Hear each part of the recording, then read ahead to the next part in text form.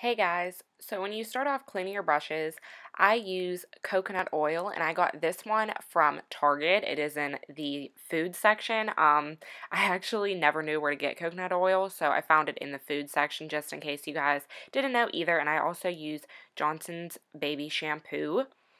And then I mix them together in just like a little dish. You can use whatever you want. And I don't really do measurements. Some people measure out exactly how much of each that they put in, but I'm just pretty good with being able to tell, what enough is enough. I usually try to put more baby shampoo than oil though, because I don't want my brushes to be like super oily and have residue on them. So yeah, and after that I just mix the two together with my finger. You can use a spoon or, whatever floats your boat, but I'm just using my finger for this tutorial.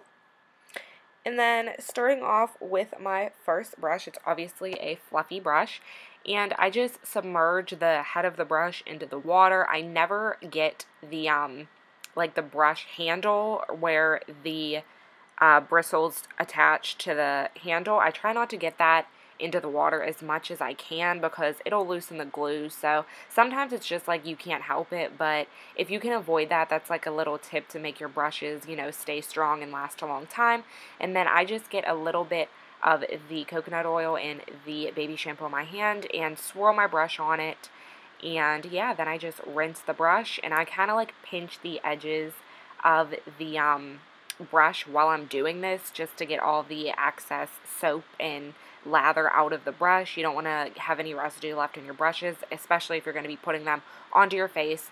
So I just do that. And then also sometimes if the brush needs cleaned twice, I will go back and do another cleaning. This one didn't need it. It wasn't really super dirty, as you can see. So then I just like kind of reshape it with my hands.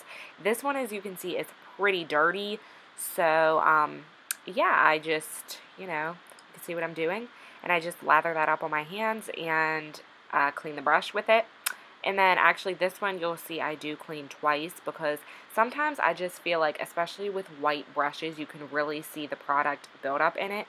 So it's like I feel like it's not clean unless I get the stain out, which isn't always necessarily true. It can be clean even though it's still stained. Some brushes just, the stain won't come out no matter how many times you wash them. So just in case you guys were wondering, I'm sure you know that though. But yeah, just pinch the brush and get all the water and product out. And then I also usually wipe it off with a towel. I don't know why I didn't show that in the other brush. But yeah, and then I'll just reshape it with my hand and you could see how clean that brush was. And then I just wanted to show you this one because it was a smaller brush. But it's the same process whether you're doing an eyeshadow brush, you're doing a face brush, you're doing a contour brush, blush brush, whatever you're using, a liner brush, it's literally just the same process. It's just so much easier to wash shadow brushes because they're so small. It takes like not even half as long as it does with washing like a powder brush or like a foundation brush or like kabuki or whatever. Those take the longest. And then, as you can see, here's another powder brush. These are actually from Bare Essentials, I want to say they're from. Bare Minerals or Bare Essentials. And I've had these brushes forever. Like, I lie to you not. I've probably had them for, like, at least 3 years, possibly 4.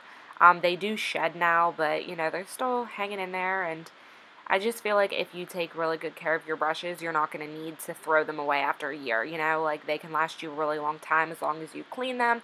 I try to clean my brushes at least once a month. I'm not going to lie to you guys, sometimes I don't clean them every month. I definitely strive to do that though.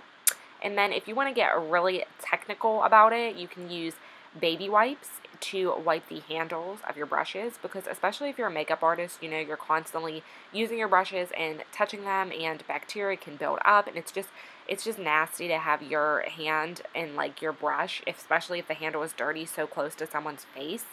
So you definitely want to clean your brush handles. If you only use your brushes on yourself, you don't always have to do this, but I just am a clean freak, so, that's just what I prefer to do. Or you can use antibacterial wipes.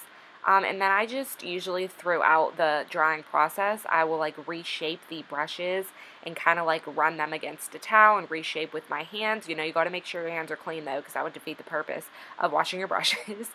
But yeah, and if you were wondering, most of these brushes are from a kit on Amazon, and it was like $14, I think, and I don't really use them that often, but I was just washing them for the sake of this video.